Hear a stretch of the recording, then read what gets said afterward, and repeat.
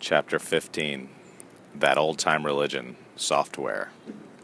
And I'm getting my religion definition from Mark Passio's whatonearthishappening.com. Religion, from the Latin verb relegare, meaning to tie back, to hold back, to thwart from forward progress, to bind. A system of control based in unchallenged dogmatic belief which holds back the progress of consciousness. And this is where my chapter writing begins. Religion is old, metaphorical reality simulation software. It's fairly similar to flat Earth, with a big exception that religion typically doesn't leave much room for free thought, and flat earthers are the freest thinkers you will ever come across. Religion can be extremely dangerous because faith in the realities it offers will provide believers with what they feel is justification to violate morality. It may be the oldest of the base reality dominators. It acts very much like mainstream media in declaring itself an arbiter of the truth, but goes even deeper. Religion is much more overt in leveraging the imaginations of its believers than MSM. One's universe actually is created by imagination. Religion hijacks this fundamental property of reality and feeds off it. Much like ET contact, believers might commune with interdimensional beings. While this does not compute for the scientifically minded, it cannot be denied that much in the foundational ancient history of consensus reality is based on these religious supernatural experiences. Religion shows us a more nuanced way to use the Truth Cypher. Even if a supernatural being appears to an ancient prophet with instructions, those instructions could be to commit moral atrocity. Thus, we can conclude religious experience need not be held on a pedestal as a singular, spectacular event, especially with our contemporary knowledge of alien contact. We must always study effect. If the effect was non-defensive harm toward another being, we can conclude that even those instructions coming from God himself, he would indeed exist in some universes, would be immoral. To be fair, if one's beliefs do not harm others, the Truth Cypher would determine that there is nothing inherently wrong with following a religion. Encoded in religions are deep, ancient stories that can help us better understand the universe and our place in it. We must not throw the baby out with the bathwater. So, I think I'm starting to get to a point in the chapters where I'm starting to cover the same points over and again. And I think regarding the religion chapter, it almost could be chapter 12. It could also be the aliens chapter, which we concluded. At least the reality that I've chosen is that alien contact is of a supernatural type. And, the origin of religion is exactly that. You get these prophets who have these visions, and they write it down, and religions form around these things. But, as time progresses, you get sort of Graham Hancock would call it an ecclesia, I guess. These sort of professionals in the doctrines and the writings, and it becomes more of a dogma, and people, it starts to become that definition of religion where it just means to tie back, to hold, to thwart from forward progress, to bind. So it just becomes a control system, and not hard to really see that. At least if we look at Western history, I guess it's not clear to me that religion was the dominating force prior to the advent of Christianity. But Christianity became more dominant than the state, once it really took hold in Europe. So you can see how, I think we covered the evils of government, which is not really all that different than religion, as a control system. But religion is such an interesting. It's almost. You could almost say it's more intense than government control, because the government they're really exercising hegemony over material reality. Religion doesn't stop there. It says, maybe we can't control you so well in material reality, but we have your soul, we have your eternity. So if you buy into that, you really, and if you truly believe that, your eternal soul is at stake if you don't follow these prescriptions in the religion, they might have you they might be able to get you to do some stuff that the state could never get you to do. That's in our modern world, that is probably less common than it was, but you see sort of in history great genocides motivated by religion. Like you think of like the Spanish Inquisition, or what they did to what the Spanish did to the Americas. That was kind of an unholy alliance between conquering, for their crowns and religion, and the great genocides that produced. So you can see how powerful it is, even though it's in the modern day we kind of laugh at religion. We think it's completely irrelevant. I don't know about but like you can think of like the new atheists who they don't think they need to even look at it at all. So in a way that's kind of an imbalance too. But everybody they're kind of half right from a moral perspective of like, yeah, these religions did plant the seed for terrible ideas in the past. You can't really deny them that point. And I did cover explicitly in my writing in this chapter that a religious visionary experience, if you yourself have a religious visionary experience, and that be which I would think would be very persuasive, but if that being tells you to do something immoral, which I think happens quite often actually, or not, I don't know about quite often, but I think it happens. The voices in your head, some demonic entity, whatever, some beautiful angel, but telling you to do something evil. That's still false. That's still false. Like I don't think the supernatural realm is immune. It's not immune to the forces of good and evil, which manifest in a certain way here. And they're more energy based, I guess, in the psychological realm. I think that those beings they can manifest.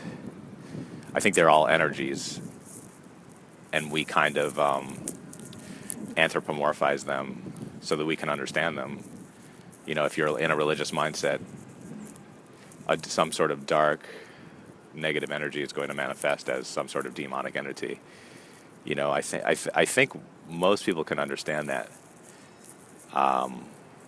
these negative energies, these immoral things, exist, but the lens you've chosen will make those energies manifest differently. Like if you are more of a humanist, you're just going to be looking at these energies more abstractly. You're going to describe characters to them. But if you're living in like a, maybe hybrid Christian, evangelical Christian end times kind of world, you're going to, I don't know if I've heard lately about Christians seeing these demonic entities, but growing up I knew some people like that, and they were seeing stuff. I didn't, in my subjective experience, even though I grew up with that religion, I couldn't believe, I didn't believe them, but I sort of, on some level, I knew that they were, something in them was making them see what they were seeing. And I'm talking about demons, like people were seeing. I grew up with people who saw demons. I never saw demons, but in this sort of multiverse Truth Cypher world we've been describing, there's just no need to shut out other people's experiences. Like you can understand that if everyone is their own universe, they're seeing if they're telling you they're seeing demons, they're seeing you can say they're seeing demons, and that's not what matters the most. What matters is what they do with that information. And if seeing demons makes them do something good, if that's some sort of positive force for them, that they can have that. But let's say you're like some ISIS person, and you get some sort of vision from some type of angel or whatever, and it says, you know what, we have to go kill, Europeans or something like that. That's a false reality, but there's no need to question if he really. There's no need to get caught up in questioning if that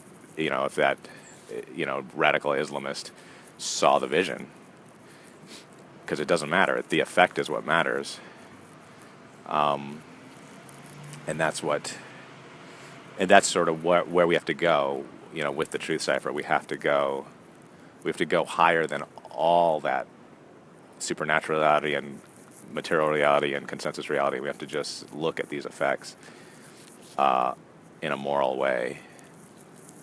Now that we've advanced in the chapters, I just keep coming back to that point, because that's really what this is all about. That you don't need to ridicule people who believe things that you find preposterous. You don't need to prove them wrong. You don't even need to debunk them. We're in an age of, for an example, I watched a 3-hour debunk of the Vegas massacre, showing me definitive proof that it was staged, it was hoaxed.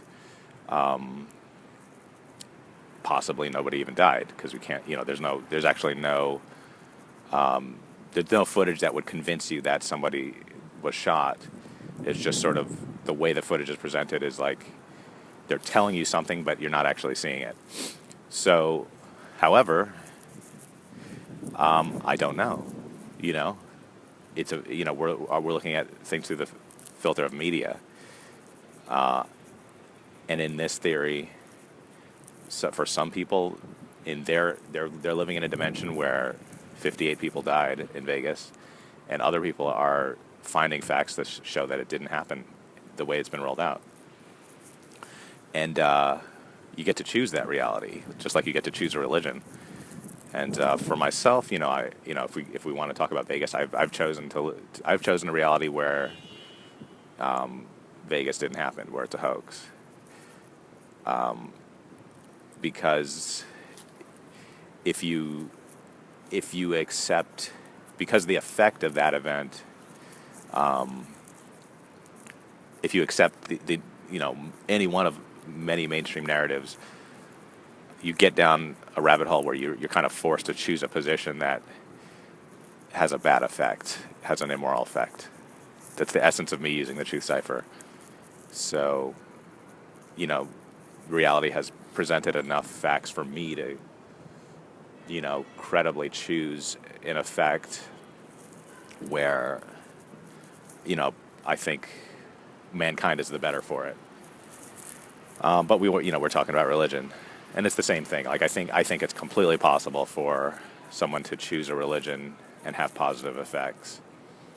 I guess I just wonder about religion. It seems much like mainstream media. It seems like it more often than not is a kind of virus that hijacks morality. Like morality kind of just is, as Mark Passio would say, like this is the highest truth. It right and wrong. Even if events are not objective, right and wrong is objective. But morality kind of gives you these doctrines to sort of box you into a certain version of morality where, like you could do some violence in the name of a religion, and they're calling that morality. But I'm just saying we need to go a level higher. So, I don't know if I guess in the West, like you don't have the equivalent of jihadis in the Christian religion anymore. So I feel like people can actually abide by a Truth Cypher in our modern day, but they certainly couldn't 500 years ago or whatever. Like, so, Islam is sort of caught in this medieval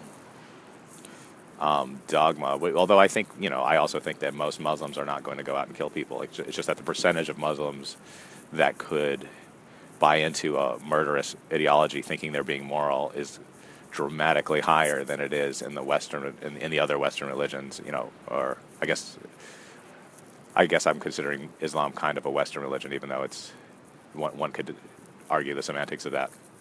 But I'm talking about like Judaism, Christianity, for the most part Buddhism. They're not coupled with these types of immoral actions as nearly as much as Islam appears to be. So I guess I have to go. I guess I had to be critical of Islam in that regard. Many more, I guess, conservative people, and even not so conservative people like Sam Harris, are beating that drum and making this point, and it's a good point to make.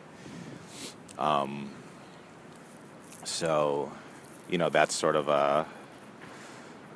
I think, that's kind of. I think I've made the points I wanted to make regarding religion. It can be a chosen reality that can do good, but it's tough because most of the doctrines will have absolute transgressions of morality in them. The Bible has them, the Quran has them. So you just have to. It takes a certain kind of person to trust their inner conscience. And as I said, like I think most people in all these religions, they don't act on those immoral prescripts. So what's going on there? It doesn't seem to get like it gets talked about. We're not following the letter of the law as pertains to religion. So people know this. Most people know this. I think it just should be discussed. We have to. I think we do have to get past this point where religion is treated as infallible, because that's the problem, as we're showing with the Truth Cypher. With this theory, this quantum theory of reality, this many worlds multiverse theory. Islam and Christianity can both be true, provided nobody gets hurt, provided unnecessary suffering is not created. And I think that's the main point. And so that'll do it for this week, or this episode.